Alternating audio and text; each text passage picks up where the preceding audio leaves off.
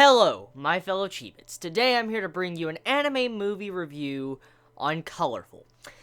This movie was sent to me by a fellow Chibit through fan mail, and as I promised, I would bring you all an anime review on this movie. I finally got around to actually sitting down and watching this movie, and I decided to give it a review.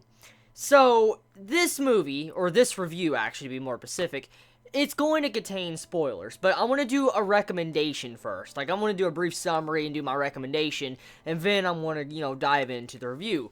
So, if you don't know what Colorful is about, it is a slice-of-life series with some supernatural themes to it. Now, the core themes, I guess, like I said, it focuses on slice-of-life, but with a hint of drama and, supernatural on the side. Now, the supernatural is a part of the series, but it's mainly a slice-of-life story. So, if you're looking for some form of action or anything like that, you're not going to get in this. This is, like, straight up just a slice-of-life series with some drama and supernatural. Now, just because I say those tags doesn't mean this series or this movie isn't good. This movie is definitely a very heart-touching movie. It really touched my heart when I sat down and watched Colorful. It was a movie that I didn't expect myself to really enjoy that much until I hit around 30 minutes in. When I got 30 minutes into the movie, I really started getting hooked into the movie, and I really wanted to know what was going down. So, personally, if you're looking for a good movie to sit down and watch for about an hour and a half, 2 hours, and just, enjoy your time, want to just chill, drink some coffee or tea, and sit down and watch a good movie you haven't seen yet, I recommend Colorful. You'll definitely like the ending. The ending conclusion is pretty damn good. It's a solid movie that I would recommend. So let's dive into the review. So, Colorful. It focuses around a boy called Makoto, our main character. And getting right into spoiler territory, Makoto died. At the beginning of the movie, supposedly, he is dead. He's been given a second chance. This second chance Makoto has been given is him to go back down to Earth after his supposed death and try to figure out what sin he did. For instance, he made a grave error in his life. And when he went up above, he had it to where one of these angels came to him, Pura, and says, you need to go back down. And you need to reform. You need to have need to reform yourself and figure out why you killed yourself, and you need to try to correct your sin. And in the act of this is the main theme around the movie. Makoto is in someone else's body. He went inside of someone else's body, and he's using their body as his new vessel, his new life. For instance, his body, the previous owner, passed away. For instance, committed suicide. The owner committed suicide, and then Makoto came inside the body and started using the body to have his reform to where he could figure out what his sin was. And that's kind of the main gist of the movie, like the main brief foundation of what really structures this movie. Now, when it comes to the characters, for instance, the main focus character is Makoto, and I mean, there's quite a few cast of characters in this movie, but not every single individual character really gets fleshed out. Like, there's a lot of characters actually in this movie, or a majority of the characters in this movie, that are really just there to showcase Makoto as a character. For instance, his personality, his characterization, how he is as a person in everyday life. That's kind of what a lot of these characters really go to prove and show. I mean, the only character, I guess you could say, that really needs the main focus besides Makoto is Pura, and probably the main family of Makoto, like the mother and the father and the brother. Those are the three you should really care about alongside with Pura when it comes to, our cast of characters. And what I liked about this movie was how much it really invested me into the movie where I continued wanting to watch it, and it made me feel so many different emotions.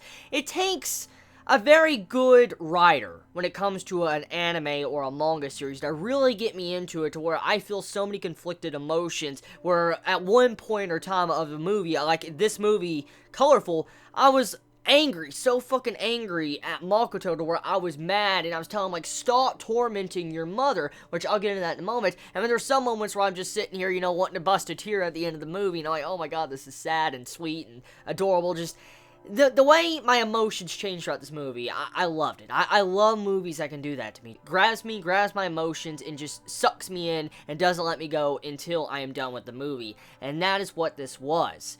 Now, getting back into Makoto as the MC.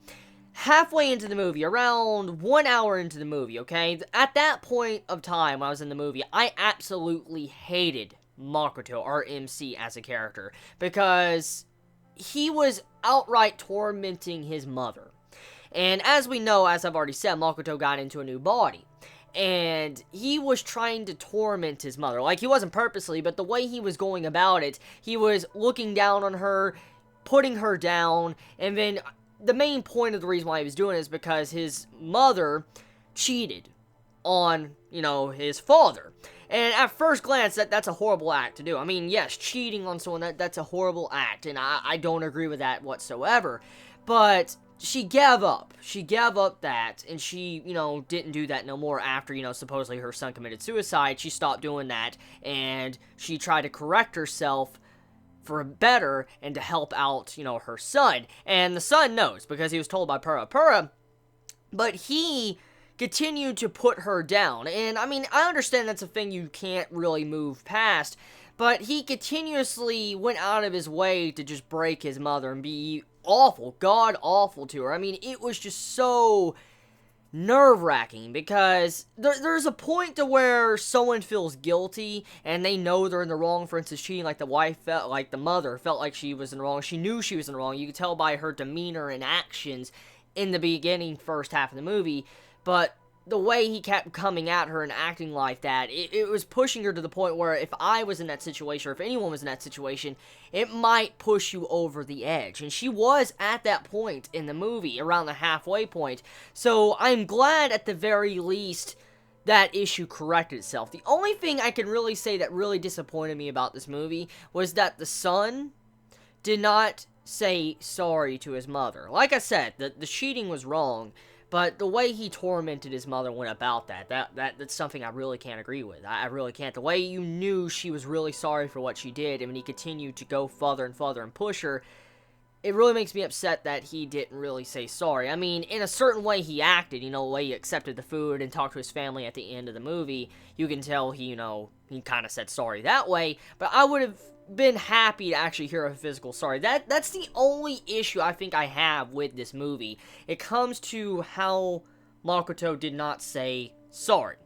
But regardless of that, I felt like the ending conclusion when it came to him finding out that the person's body he went into was actually his real body and he committed suicide, it was a great way to just shock the viewers. But around the halfway point in the movie, I felt like I already figured that out. Like, I already figured it out what was going on. I knew Makoto went back into his body. It just, there was a lot of key evidence and signs, the way it was going, that was what was going on. But it was a really good life lesson. Like, this movie really goes to show you a good life lesson. And I felt like that's what you should really pick out of this movie. Like, if you're going to sit down and watch this movie, I feel like it's a good movie just to learn some life lessons from, and just to see from a perspective of why suicide is probably wrong, why you shouldn't do it, and then, also cherish the life you've been given. I mean, there's many people around in this world right now that you may not know of that really deeply care for you and want you to stay around, and that's kind of the main lesson that this movie tries to let us know. For instance, Makoto gave up his life and wanted to commit suicide because, his entire family was god-awful. They were mean, and, they didn't care, and we saw that.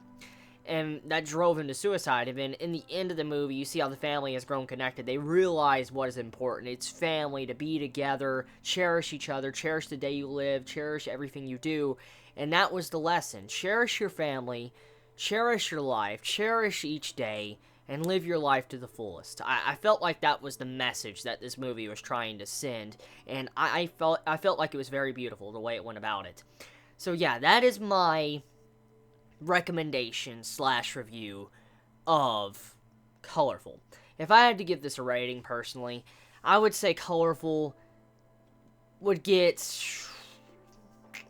I'd say an 8. A flat 8 out of 10. I mean, the animation was really good, too. I really liked the animation. It was beautiful. There was some animation derps throughout the movie. I do have to admit, there was some derps in the animation. It wasn't the most spectacular animation I've ever seen, but still, it gets a flat 8 out of 10 for enjoyment and just being a very good movie that sent a very deep message to its viewers with life lessons to be learnt. So yeah, I cherish that.